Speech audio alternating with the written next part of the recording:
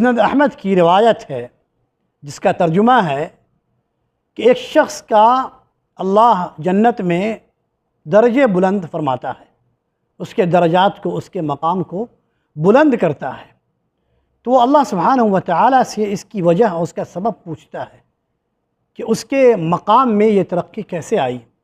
अल्लाह ताला फरमाता है कि तेरी औलाद की तेरे लिए दुआए मग़फ़िरत की वजह से, तेरी औलाद ने तेरे लिए जो दुआए मग़फ़िरत किया है उसकी वजह से तेरे मकाम में ये तरक्की हुई है, तुझे ये बुलंद मकाम मिला है।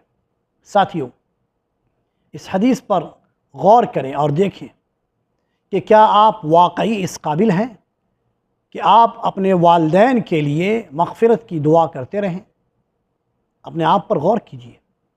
दीन से दूर रहकर, नमाज से भागकर, हलाल व हराम से आँख मूंद कर और दुनिया के पीछे भागकर ज़िंदगी गुजारने वाले क्या वाकई अपने वालिदैन की मोहब्बत में सच्चे हैं?